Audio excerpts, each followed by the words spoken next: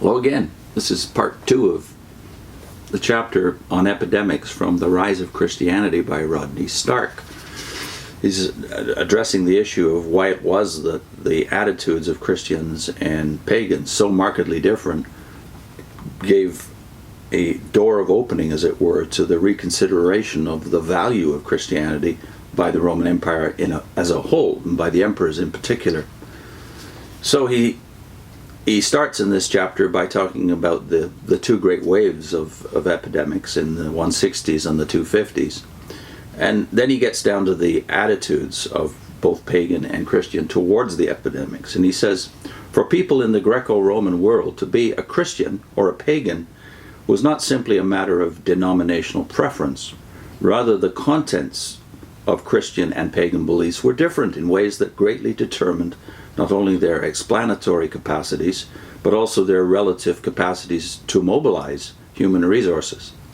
To assess these differences between pagans and Christians, let us imagine ourselves in their places, faced with one of these terrible epidemics. Here we are in a city stinking of death. All around us, our family and friends are dropping. We can never be sure if or when we will fall sick too. In the midst of such appalling circumstances, humans are driven to ask, why? Why is this happening? Why them and not me? Will we all die? Why does the world exist anyway? What is going to happen next? What can we do? If we are pagans, we probably already know that our priests profess ignorance. They do not know why the gods have sent such misery, or if, in fact, the gods are involved, or even care. Worse yet, many of our priests have fled the city, and as have the highest civil authorities and the wealthiest families, which adds to the disorder and suffering. Suppose that instead of being pagans, we are philosophers. Even if we reject the gods and profess one or another school of Greek philosophy, we still have no answers. Natural law is no help in saying why suffering abounds, at least not if we seek to find meaning in the reasons. To say that survival is a matter of luck makes the life of the individual seem trivial. Cicero expressed the incapacity of classical as well as modern humanism to provide meaning, or perhaps I should say meaningfulness, when he explained that it depends on fortune, or as we should say, conditions, whether we are to experience prosperity or adversity. Certain events are indeed due to natural causes beyond human control, so said Cicero anyway. Moreover, for a science that knows nothing of bacteria, let alone viruses, the phrase natural causes in connection with these great epidemics is simply how philosophers say, who knows? I am not here disputing that survival was in fact substantially random, or that the epidemics had natural causes, but I do claim that people will prefer explanations which assert that such events reflect underlying historical intentions, that the larger contours of life are coherent and explicable. Not only were the philosophers of the time unable to provide such meanings, but from the point of view of classical science and philosophy, these events were indeed beyond human control, for no useful medical courses of action could be suggested. Indeed, the philosophers of the period could think of nothing more insightful than to anthropomorphize society and blame senility. As Cochrane put it, while a deadly plague was ravaging the empire, the sophists, that is, the philosophers, prattled vaguely about the exhaustion of virtue in a world growing old.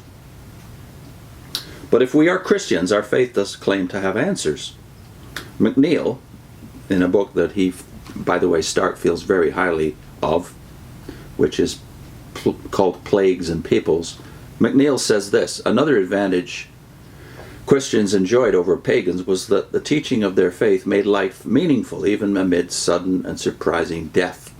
Even a shattered remnant of survivors who had somehow made it through war or pestilence, or both, could find warm, immediate, and healing consolation in the vision of a heavenly existence for those missing relatives and friends.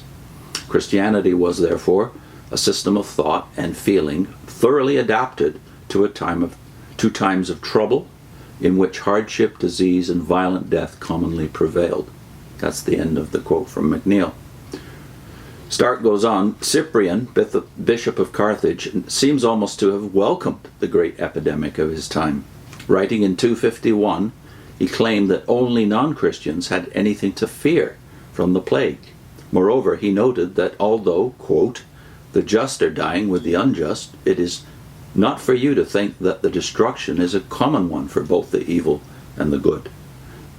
The just are called to refreshment. The unjust are carried off to torture. Protection is more quickly given to the faithful, punishment to the faithless. How suitable, how necessary it is that this plague and pestilence, which seems horrible and deadly, searches out the justice of each and every one and examines the minds of the human race, whether the well care for the sick, whether relatives dutifully love their kinsmen as they should, whether masters show compassion for their ailing slaves, whether physicians do not desert the afflicted. Although this mortality has contributed nothing else, it has specially accomplished this for Christians and servants of God, that we have begun gladly to seek martyrdom while we are learning not to fear death. These are trying exercises for us, not deaths. They give to the mind the glory of fortitude.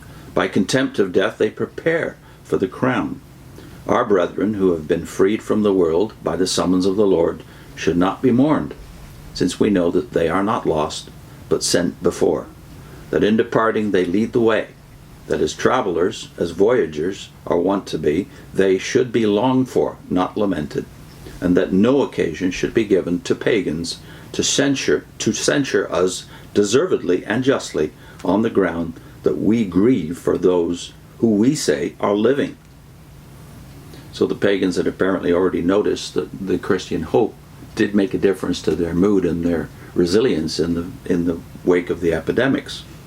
So next time we'll look more closely at what was the difference between Christian and pagan responses to the epidemics, faith in action.